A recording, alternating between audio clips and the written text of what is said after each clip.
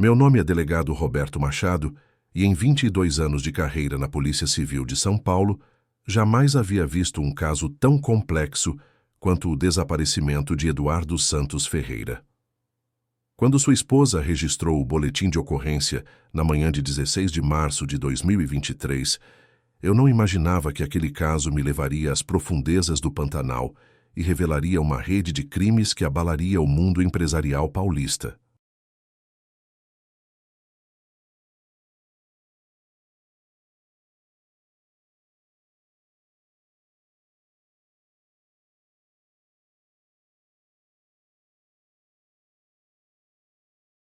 Eduardo era dono da Ferreira Transportes, empresa familiar que ele havia transformado em uma das maiores do ramo no interior de São Paulo. Aos 48 anos, casado com Marina há 20 anos, pai de 2 filhos adolescentes, era conhecido na cidade de Ribeirão Preto como um homem sério, pontual e extremamente organizado. Por isso, quando ele não voltou para casa após uma reunião de negócios na capital, Marina soube imediatamente que algo estava errado.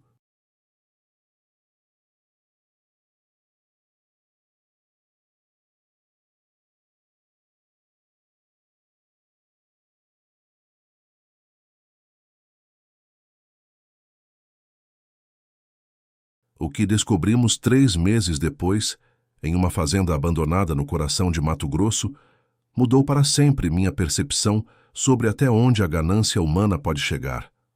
Esta é a história real de um sequestro que quase terminou em tragédia, contada através dos registros oficiais, depoimentos gravados e das próprias palavras da vítima. –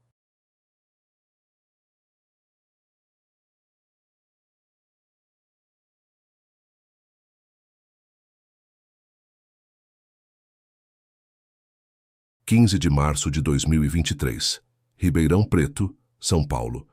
Era uma terça-feira comum quando Eduardo Santos Ferreira beijou a esposa Marina pela última vez em 3 meses.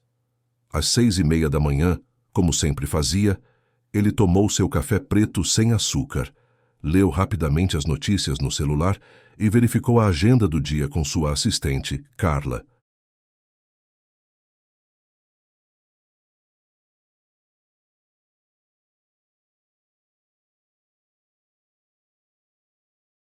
Tenho aquela reunião importante hoje em São Paulo, disse ele para Marina, ajeitando a gravata azul marinho que ela havia dado de presente no aniversário dele. É com o pessoal da Logística São Paulo. Se tudo der certo, conseguimos o contrato para transportar as cargas deles para o Centro-Oeste.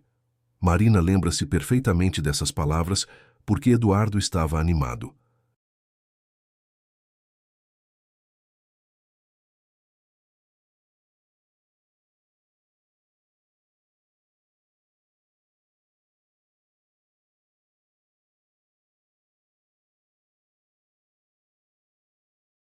Há meses ele vinha negociando aquele contrato que poderia representar um crescimento de 40% no faturamento da empresa. A Ferreira Transportes já tinha uma frota de 85 caminhões, mas com aquele contrato precisariam expandir para pelo menos 120 veículos. Ele estava confiante. Marina me disse durante o primeiro depoimento.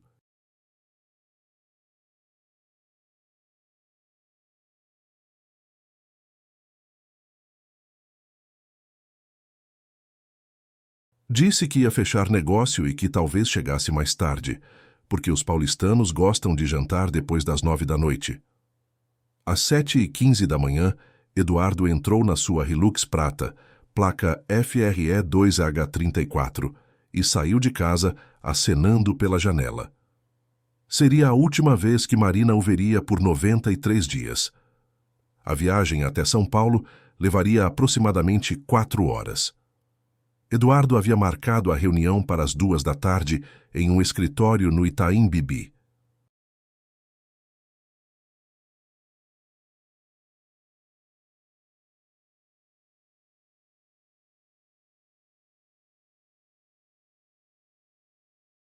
Segundo Carla, sua assistente, ele ligou para ela às 11:45 da manhã, já na capital. Estou chegando no hotel, disse Eduardo pelo telefone. Vou almoçar alguma coisa e depois vou direto para a reunião. Se tudo correr bem, amanhã começamos a trabalhar os detalhes do contrato. Era a última comunicação documentada de Eduardo Santos Ferreira. A reunião estava marcada para acontecer no escritório da Logística São Paulo, na rua Joaquim Floriano.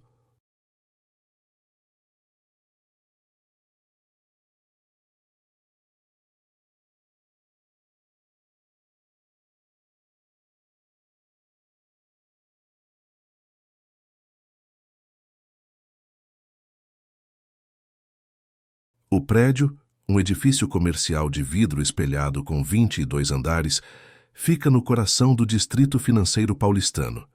Eduardo chegou pontualmente às 2 da tarde. O porteiro do prédio, seu Antônio, de 63 anos, trabalha ali há 15 anos e tem memória fotográfica para rostos. Lembro dele perfeitamente, disse em depoimento.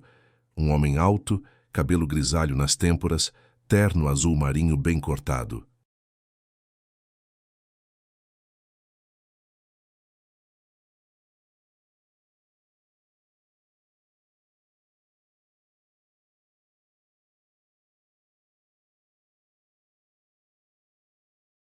Ele perguntou pelo escritório da Logística São Paulo, 16º andar. Eu liguei para cima, eles confirmaram a reunião, e ele subiu no elevador às 2:05 da tarde. O sistema de câmeras de segurança do prédio confirma essa informação. As imagens mostram Eduardo entrando no lobby às 14:03, conversando brevemente com o porteiro, e entrando no elevador às 14:05.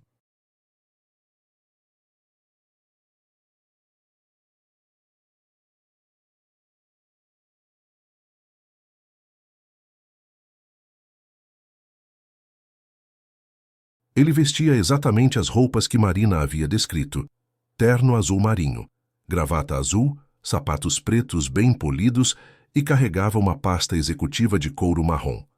Mas aqui começava o primeiro mistério do caso. Quando começamos a investigar o desaparecimento de Eduardo, a primeira coisa que fizemos foi entrar em contato com a Logística São Paulo. O que descobrimos nos deixou perplexos.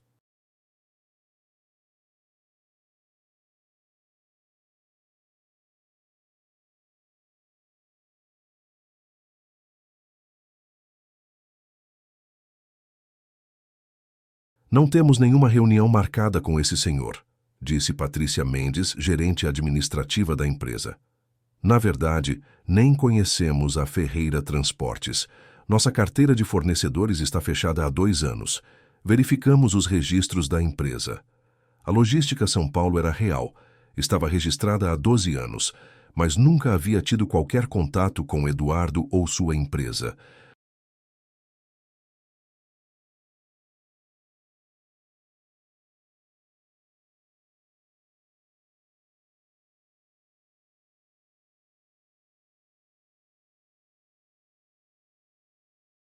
Mais estranho ainda, no dia 15 de março, não havia nenhuma reunião marcada para a tarde. Os funcionários que estavam no escritório confirmaram que nenhum homem correspondente à descrição de Eduardo havia estado lá. As câmeras do 16º andar mostravam que Eduardo chegou ao andar às 14:07, mas as imagens seguintes revelaram algo inquietante. Ele não entrou no escritório da Logística São Paulo.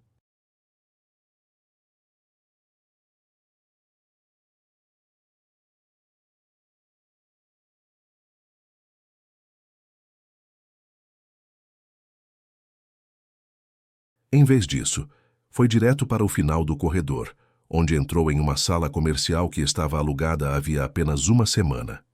A sala 1607 havia sido alugada no dia 8 de março por uma empresa chamada Consultoria Comercial Sudeste Lipida, registrada com um CNPJ que, quando verificamos, descobrimos ser falso. O contrato de locação havia sido assinado por um homem chamado Carlos Alberto da Silva, usando documentos que também se revelaram falsificados.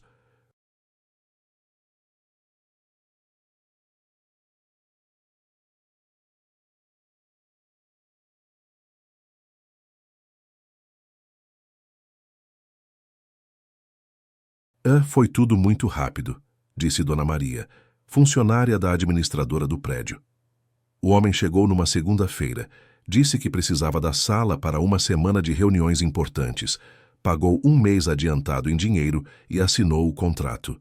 Era um homem de uns 50 anos, careca. Falava com sotaque do interior, muito simpático. As câmeras mostravam Eduardo entrando na sala 1607 às 14h08.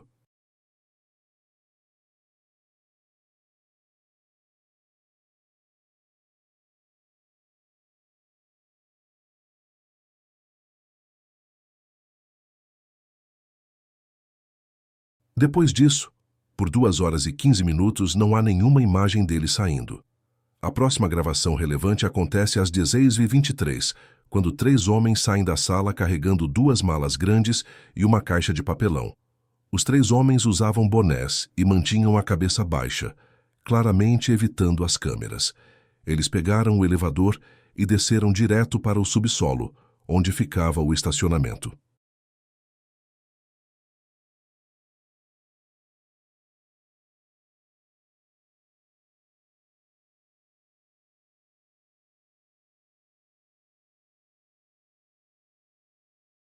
As câmeras do estacionamento mostravam uma van branca, sem placas visíveis, saindo do prédio às 16h27.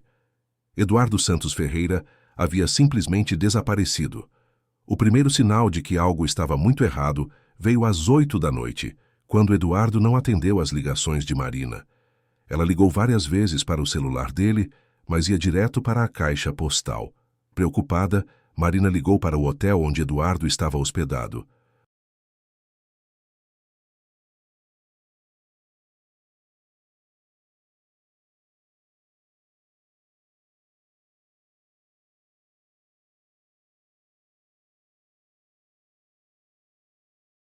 O senhor Eduardo fez o check-in ao meio-dia, informou a recepcionista do hotel.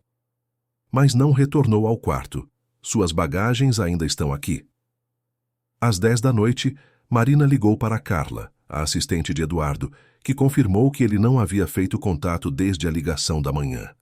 Foi então que Marina tomou a decisão que salvaria a vida do marido. Em vez de esperar até o dia seguinte, ela dirigiu imediatamente para São Paulo.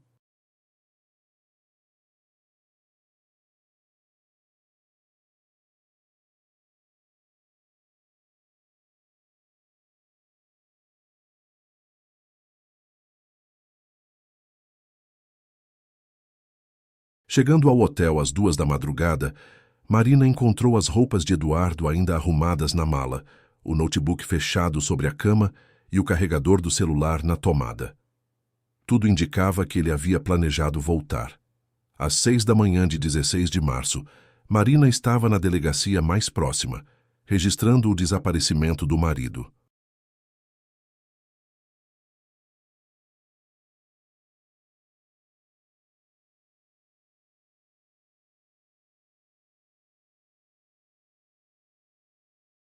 O caso chegou até mim porque envolvia uma pessoa de classe média alta, com empresa estabelecida e sem histórico de problemas familiares ou financeiros. Eram exatamente essas características que faziam do caso algo potencialmente sério. Quando analisei as primeiras evidências, uma coisa ficou clara: Eduardo não havia desaparecido por vontade própria.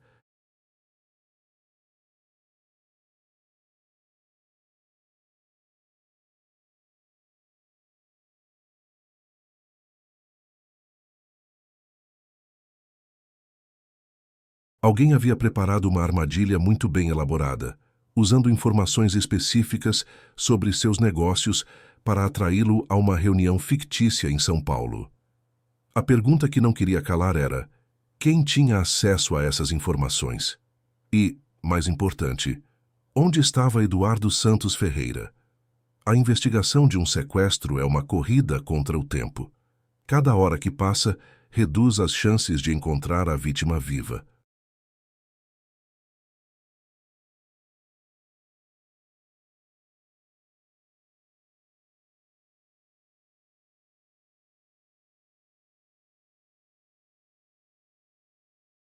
Com Eduardo desaparecido há menos de 24 horas, Mobilizamos toda a equipe disponível. Nossa primeira ação foi rastrear o celular de Eduardo.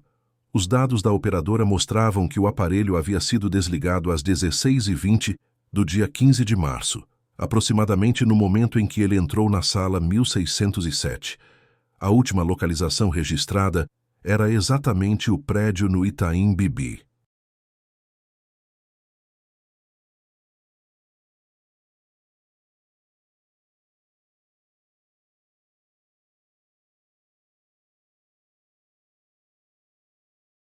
Enquanto isso, a equipe de investigação de campo começou a vasculhar as câmeras de segurança de toda a região. São Paulo tem um dos maiores sistemas de monitoramento urbano do país, mas mesmo assim, rastrear uma van branca sem placas é como procurar uma agulha no palheiro. A van saiu do prédio às 16h27, relatou o investigador João Carlos, especialista em análise de imagens. Pegou a rua Joaquim Floriano, sentido marginal, mas depois disso, perdemos o rastro.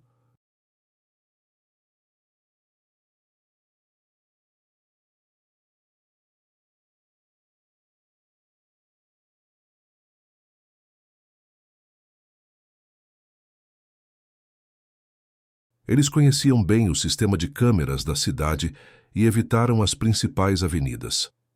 Paralelamente, investigamos a vida pessoal e profissional de Eduardo. Em casos de sequestro, é fundamental entender se a vítima tinha inimigos, dívidas ou algum envolvimento que pudesse motivar o crime. A Ferreira Transportes tinha uma situação financeira sólida.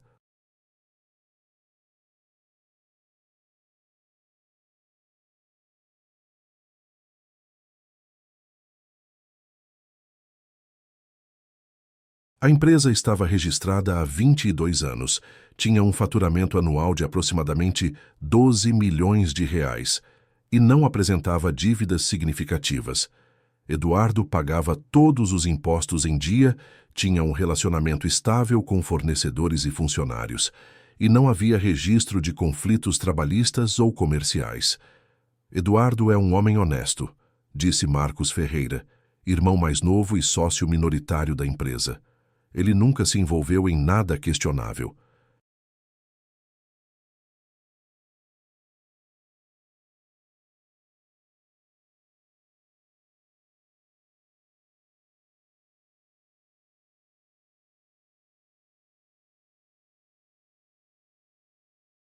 Nossa empresa é totalmente regular. Pagamos todos os impostos, tratamos bem os funcionários. Não faz sentido alguém querer fazer mal a ele. Marina também confirmou que o casamento era estável, sem problemas financeiros ou extraconjugais. Eduardo é um homem de família, disse ela, com lágrimas nos olhos. Ele vive para a empresa e para nós. Não tem vícios, não frequenta lugares duvidosos, não faz negócios suspeitos. Ele era...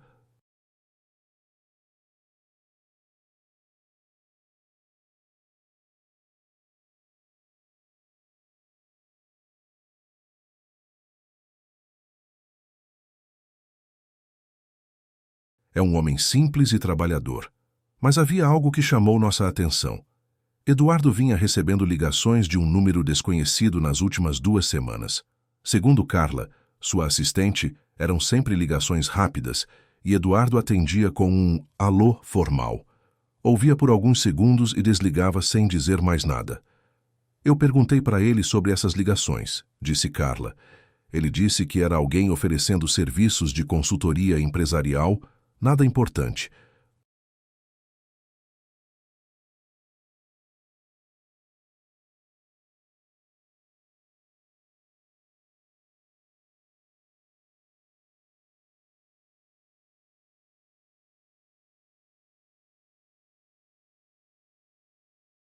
Mas eu notei que ele sempre ficava meio pensativo depois dessas ligações. Rastreamos o número. Era um chip pré-pago, comprado com documentos falsos, ativado no dia 1º de março e desativado no dia 16 de março, exatamente um dia após o desaparecimento de Eduardo. O padrão das ligações mostrava que alguém estava estudando a rotina de Eduardo. testando sua receptividade e preparando o terreno para a armadilha.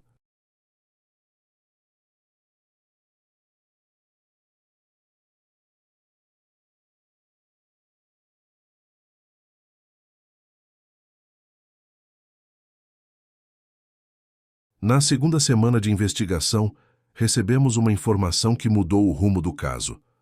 Um funcionário da Ferreira Transportes, que preferiu não se identificar, nos procurou com uma informação inquietante. Eduardo vinha comentando há um mês sobre um possível contrato grande, disse o funcionário. Ele estava animado, mas também preocupado.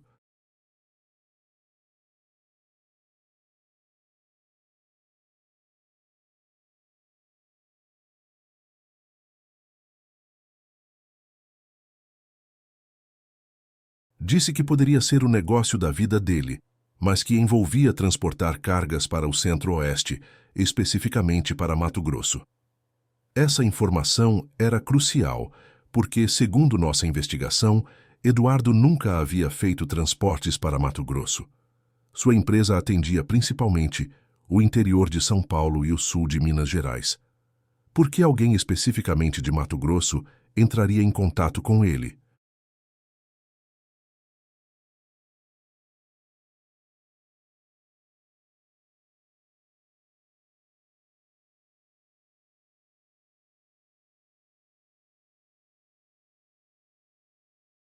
Foi quando decidimos investigar mais profundamente os contatos de Eduardo nos últimos meses. E foi aí que encontramos o primeiro fio da meada que nos levaria até ele.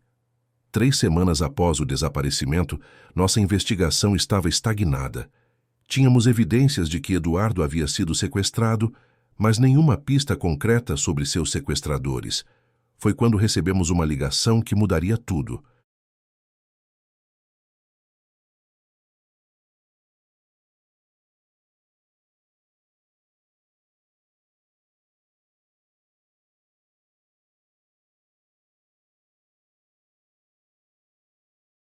Delegado, aqui é o investigador Paulo da Delegacia de Cuiabá, disse a voz do outro lado da linha. Estamos com um caso de homicídio aqui que pode ter relação com o sequestro do empresário paulista. O senhor pode vir até aqui? No dia seguinte, eu estava voando para Cuiabá.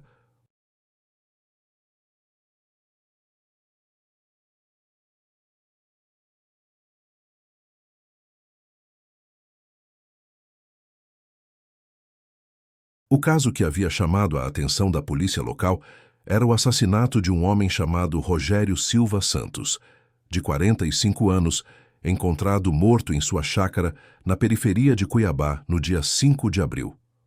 Rogério era conhecido aqui como um atravessador, explicou o delegado Marcos Vieira, responsável pelo caso em Cuiabá.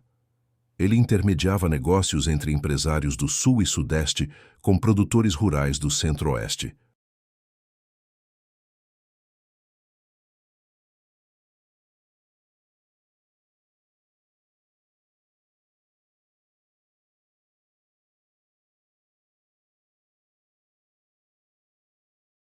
Sempre foi meio suspeito, mas nunca conseguimos provar nada contra ele. O corpo de Rogério havia sido encontrado com 3 tiros no peito. Não havia sinais de arrombamento na chácara, o que indicava que ele conhecia seus assassinos. Mas o que realmente chamou a atenção foi o que encontraram no escritório dele. Havia vários documentos sobre empresas de transporte de São Paulo, disse o delegado Marcos, mostrando-me uma pasta apreendida na casa de Rogério.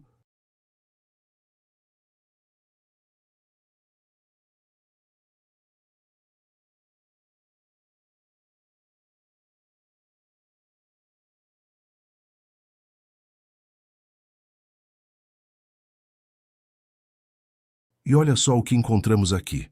Ele me mostrou uma folha de papel com anotações manuscritas. No topo da folha estava escrito Eduardo Santos Ferreira, Ferreira Transportes. E, embaixo, várias informações. Endereço da empresa, telefone, faturamento anual estimado, quantidade de caminhões e até informações pessoais como endereço residencial e horários de rotina. Rogério estava estudando o seu Eduardo há pelo menos 2 meses, disse Marcos.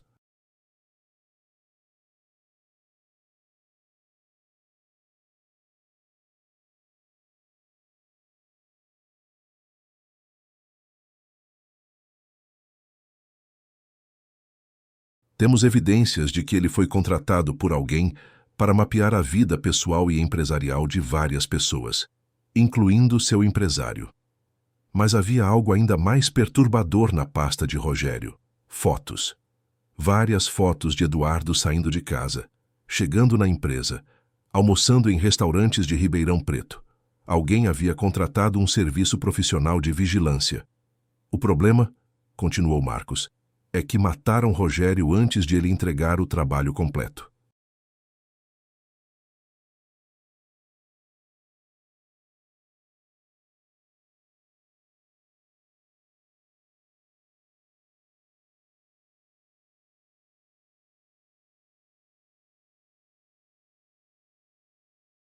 Acreditamos que os contratantes descobriram que ele estava planejando vender as informações para outras pessoas, tipo uma chantagem. As evidências encontradas na chácara de Rogério incluíam também recibos de pagamentos em dinheiro, sempre valores entre 5 a 10 mil reais, e um caderno com nomes e códigos que nossa equipe não conseguia decifrar. Mas o mais importante foi o que encontramos no celular de Rogério.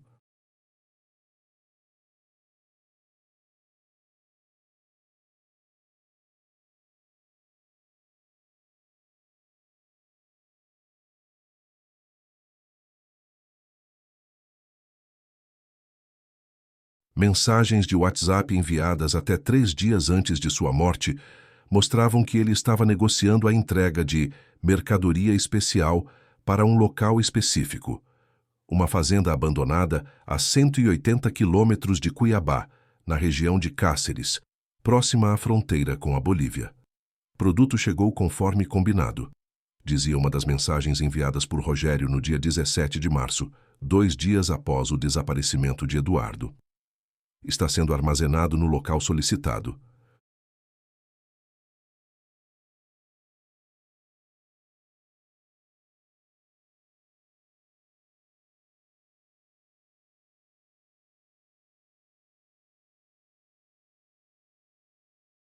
Aguardando próximas instruções.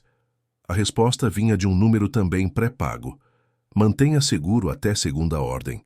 Pagamento será efetuado quando confirmado que produto mantém qualidade. Era uma linguagem codificada, mas estava claro que produto se referia a Eduardo. E manter a qualidade significava mantê-lo vivo. Decidimos investigar a fazenda mencionada nas mensagens.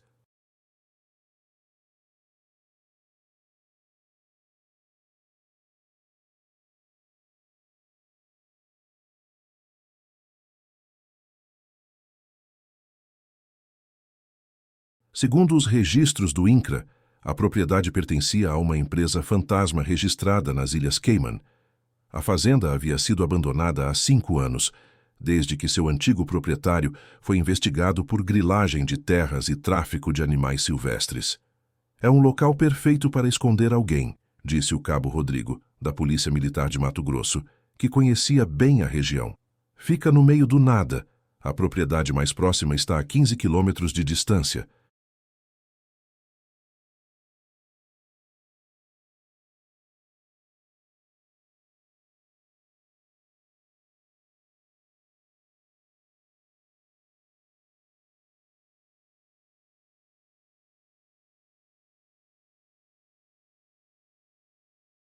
Se alguém quisesse manter uma pessoa em cativeiro sem ser descoberto, não existe lugar melhor.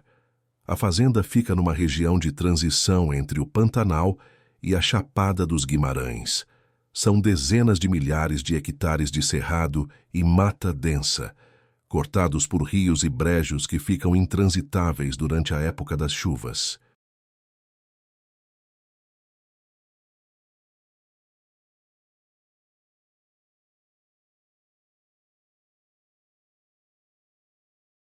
Para chegar lá, é necessário percorrer 40 quilômetros de estrada de terra, sendo os últimos 15 quilômetros acessíveis apenas por veículos com tração nas 4 rodas.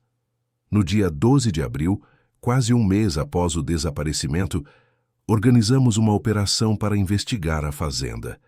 Era nossa primeira pista concreta em semanas de investigação e todos nós estávamos tensos com a possibilidade de finalmente encontrar Eduardo.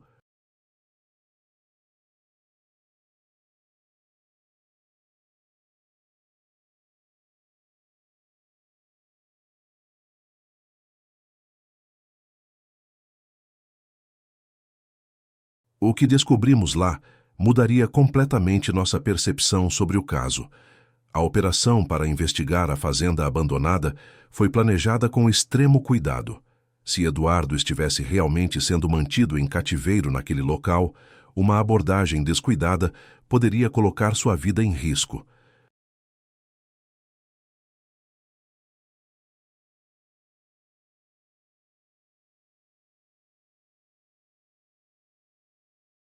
Nossa equipe era composta por 8 policiais.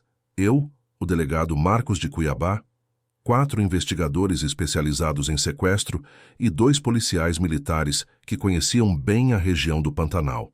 Saímos de Cuiabá às 5 da manhã do dia 12 de abril, em 2 viaturas preparadas para terreno difícil. A viagem até a entrada da fazenda levou 4 horas.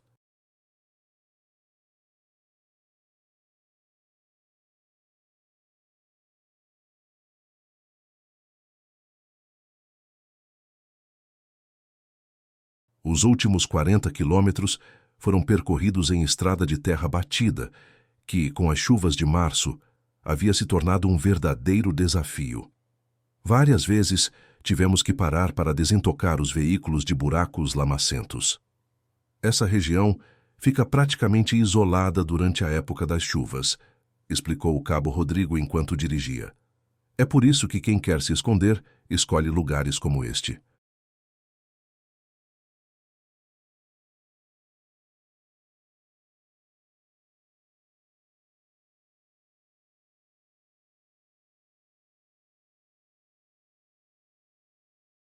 Entre dezembro e março, às vezes fica impossível chegar aqui. Chegamos às proximidades da fazenda por volta das 9 da manhã. A propriedade era imensa, mais de 10.000 hectares, mas as construções ficavam numa área relativamente pequena, cerca de 2 quilômetros da estrada principal. Deixamos os carros a 1 quilômetro de distância e seguimos a pé.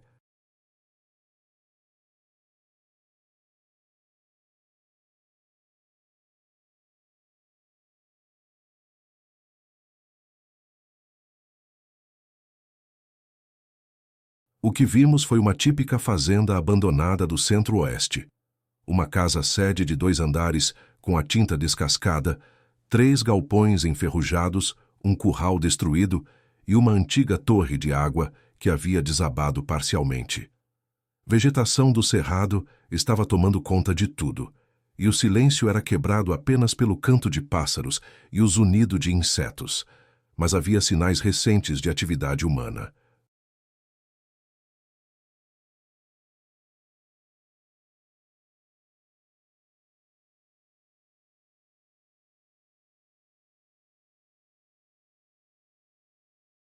Marcas de pneus na terra, latas vazias de comida espalhadas perto da casa e algo que nos deixou em alerta máximo: fios de energia elétrica improvisados ligando a casa a um gerador diesel escondido atrás de um dos galpões. "Tem alguém morando aqui", sussurrou o investigador Paulo, apontando para a roupa secando num varal improvisado. "E não faz muito tempo." Nos dividimos em 2 equipes. Uma circundaria a casa pelos fundos, enquanto a outra entraria pela frente.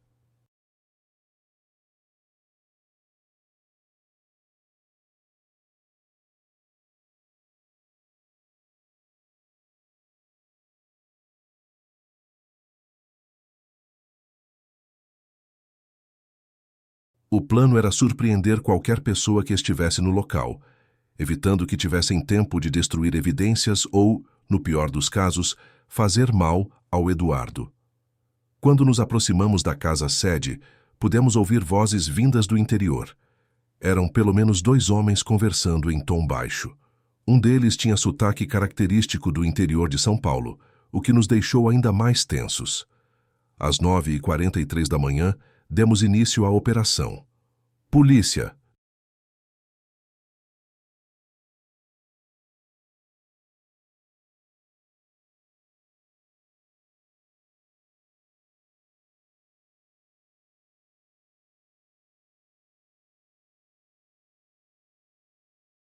Saiam com as mãos para o alto! Gritei, arrombando a porta da frente da casa junto com 2 investigadores.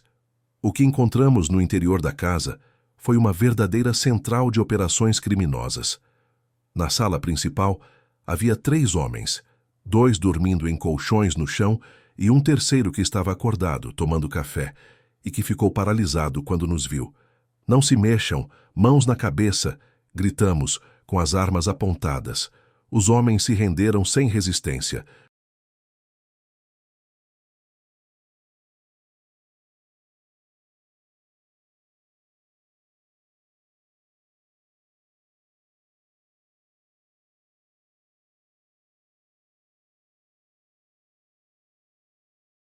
Eram 3 indivíduos entre 30 e 40 anos, vestindo roupas sujas e aparentando estar naquele local há várias semanas. No primeiro momento, não consegui reconhecer nenhum deles, mas quando comecei a fazer as perguntas de praxe, uma coisa ficou clara. Eles sabiam exatamente por que estávamos ali. Onde está Eduardo Santos Ferreira? Perguntei para o homem que estava acordado quando chegamos.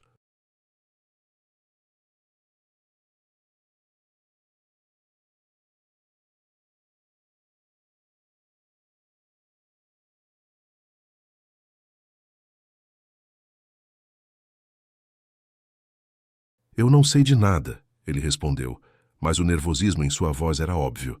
Não conheço nenhum Eduardo. Foi quando o investigador Marcos gritou do andar de cima. Delegado, venha ver isso aqui em cima. Urgente! Subi as escadas correndo, deixando os outros investigadores vigiando os 3 homens. O que vi no segundo andar me deixou estarrecido e, ao mesmo tempo, esperançoso.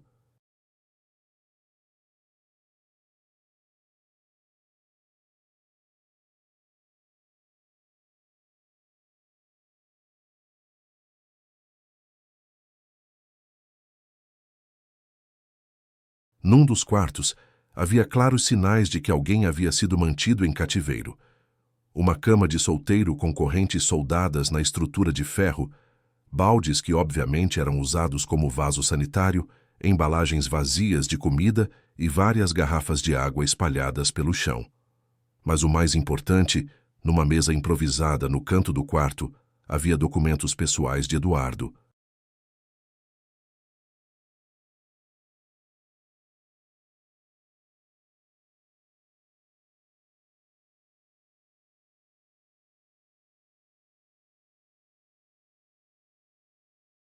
Sua carteira, documentos da empresa, o celular desligado e algo que me fez ter certeza de que estávamos no lugar certo: a gravata azul marinho que Marina havia descrito como a última peça de roupa que viu o marido usar. Ele esteve aqui, disse Marcos, pegando a gravata. A pergunta é: onde está agora? Voltei para o andar de baixo determinado a obter respostas.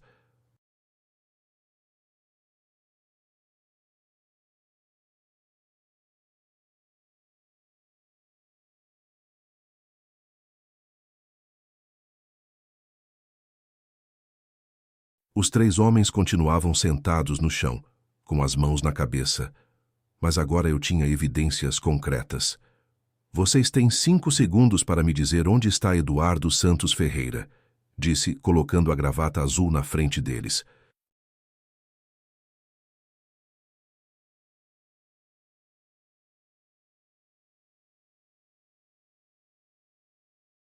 Porque encontramos evidências de cárcere privado nesta casa, e isso significa pelo menos 10 anos de cadeia para cada um de vocês. Foi quando um dos homens, o mais novo, com cerca de 25 anos, começou a falar. Eles levaram ele embora ontem à noite. Eu juro que não machuquei ninguém, eu só vigiava a casa. Quem levou? Para onde? Pressionei. Dois caras de São Paulo.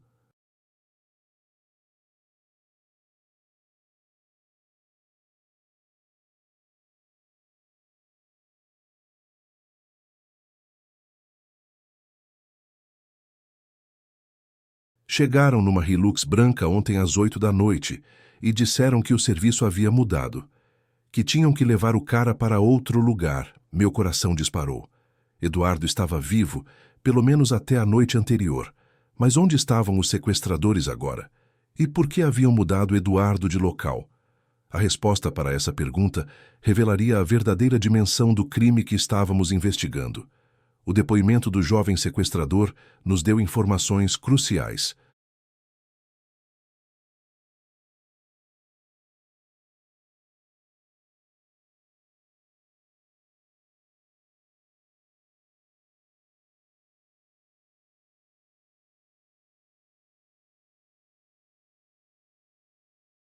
Eduardo havia sido mantido na fazenda por quase um mês, mas na noite anterior à nossa operação, dois homens de São Paulo haviam chegado e o levado para outro local.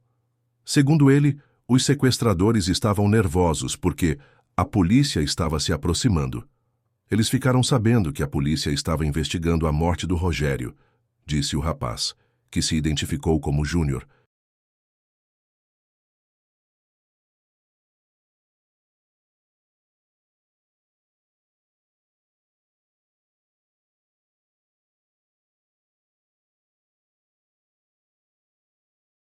O chefe disse que tinham que mudar o cara de lugar, que aqui não era mais seguro. Júnior nos contou que Eduardo estava sendo bem tratado, recebendo comida e água regularmente, tendo acesso a um banheiro improvisado e sendo medicado para uma diabetes leve que ele tinha. Os sequestradores não queriam que ele morresse, pois isso reduziria drasticamente o valor do negócio. Que negócio? Perguntei. Eles iam trocar ele por dinheiro.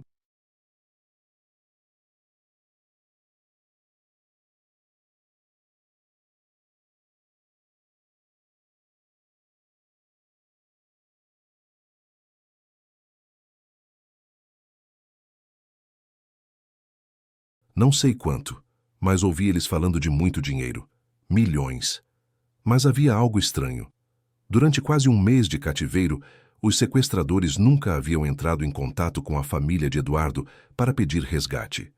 Era como se estivessem esperando algo específico antes de fazer a cobrança. A partir dos depoimentos dos três homens presos, conseguimos reconstituir parte da operação criminosa. O esquema havia sido planejado por pelo menos 6 meses.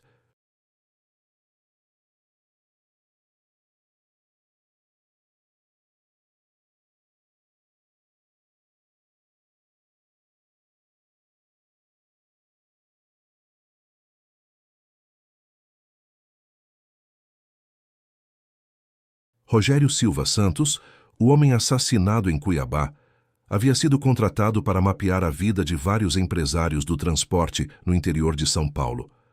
Eduardo foi escolhido porque tinha uma empresa lucrativa, mas não possuía esquema de segurança pessoal.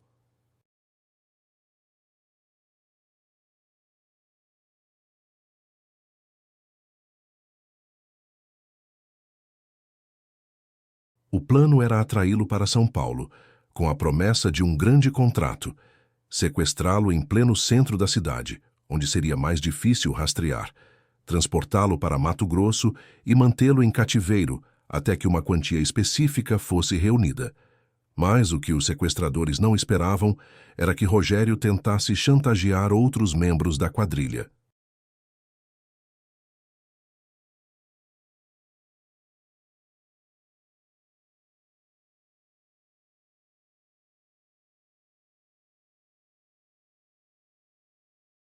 Por isso, ele foi assassinado antes de entregar todas as informações sobre Eduardo, e os criminosos ficaram em uma situação complicada. Tinham um empresário sequestrado, mas não sabiam exatamente como proceder com a negociação. Com as informações obtidas dos três presos, conseguimos identificar o veículo que havia levado Eduardo. Uma Hilux branca, placa PKL 3587, registrada em nome de uma empresa fantasma.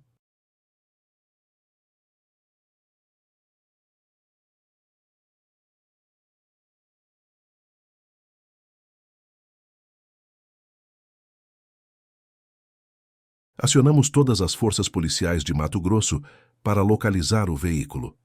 A resposta veio no dia seguinte. A Polícia Rodoviária Federal havia flagrado a Hilux numa operação de rotina na BR-070, cerca de 200 quilômetros de Cuiabá, sentido Cáceres. O veículo estava sendo dirigido por 2 homens e transportava uma terceira pessoa no banco traseiro, aparentemente amarrada. Era um flagrante perfeito, disse o inspetor da PRF responsável pela operação.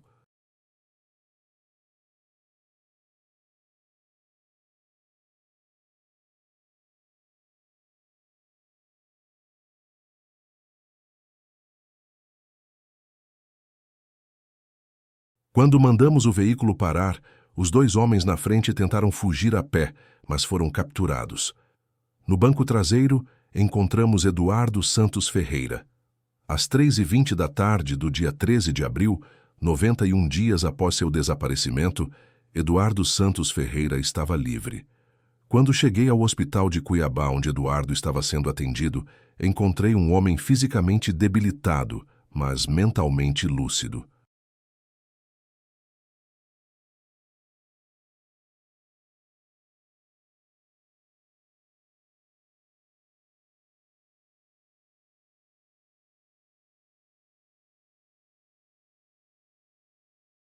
Ele havia perdido cerca de 15 quilos durante o cativeiro. Tinha uma barba grisalha de quase 3 meses, mas estava consciente e ansioso para contar sua versão dos fatos. Delegado, foram suas primeiras palavras quando me viu. Eu sabia que vocês iam me encontrar. Eu sabia que não iam desistir. O relato de Eduardo confirmou tudo o que havíamos descoberto na investigação.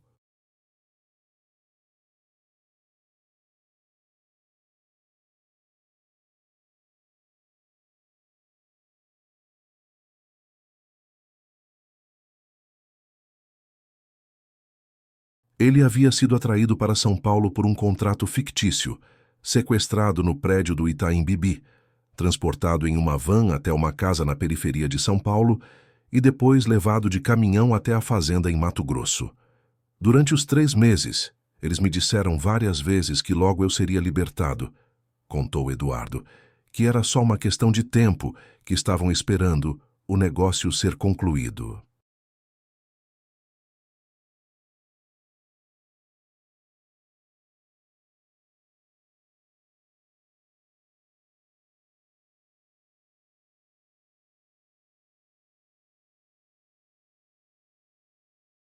Eu nunca entendi exatamente o que isso significava. A investigação posterior revelou a verdade completa. Os sequestradores não queriam apenas dinheiro da família de Eduardo. Eles estavam planejando usar sua empresa de transportes como fachada para tráfico de drogas entre São Paulo e a fronteira com a Bolívia. O plano era forçar Eduardo a assinar documentos transferindo parte da empresa para eles e depois usar a frota de caminhões para transportar entorpecentes.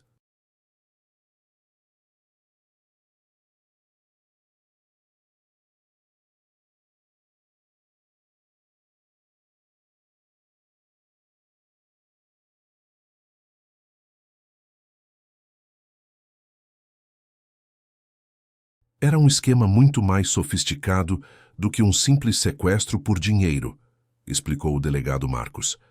Eles queriam controlar uma empresa de transporte estabelecida e respeitada, que teria livre trânsito pelas rodovias sem despertar suspeitas.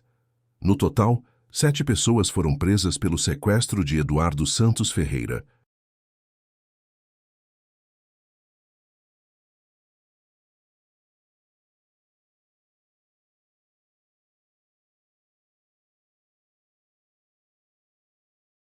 Além dos 3 homens encontrados na fazenda e dos 2 capturados com Eduardo na estrada, prendemos também outros 2 integrantes da quadrilha em São Paulo. O homem que havia alugado a sala no prédio do Itaim Bibi e o responsável por fazer os contatos telefônicos com Eduardo nas semanas anteriores ao sequestro.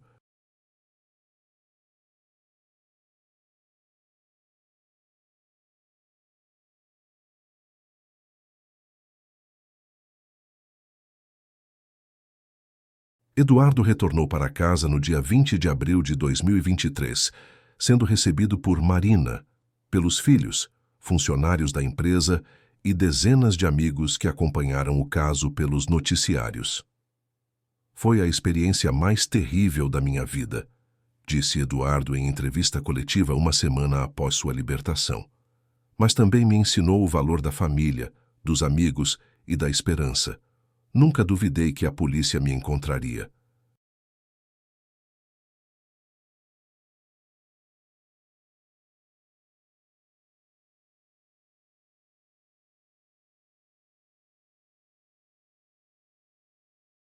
Nunca perdi a fé. Hoje, 1 ano e meio depois, Eduardo retomou completamente a rotina da empresa. A Ferreira Transportes continua operando normalmente, mas agora com um sistema de segurança muito mais rigoroso. Eduardo contratou uma empresa especializada em proteção pessoal e nunca mais viaja sozinho para reuniões fora de Ribeirão Preto. O que mais me marcou neste caso, reflito hoje, foi perceber como criminosos estão se sofisticando.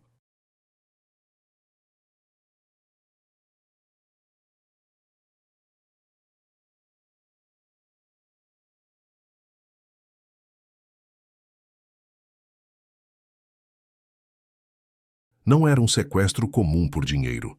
Era uma tentativa de infiltração no mundo empresarial legal para viabilizar crimes muito mais graves. Os 7 integrantes da quadrilha foram condenados a penas que variam entre 12 e 18 anos de prisão por sequestro, cárcere privado e formação de quadrilha.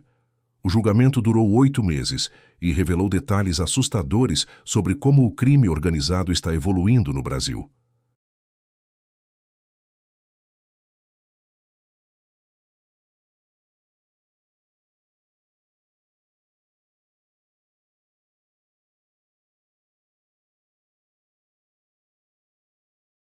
Eduardo Santos Ferreira teve a sorte de sobreviver e retornar para casa. Mas quantos outros empresários pelo país podem estar sendo observados, estudados e planejados como alvos por quadrilhas similares? Esta é uma pergunta que ainda me tira o sono e que deveria preocupar muito mais as autoridades de segurança pública do que atualmente preocupa. O caso estava fechado, mas as lições que aprendi com ele continuam vivas em cada nova investigação que conduzo.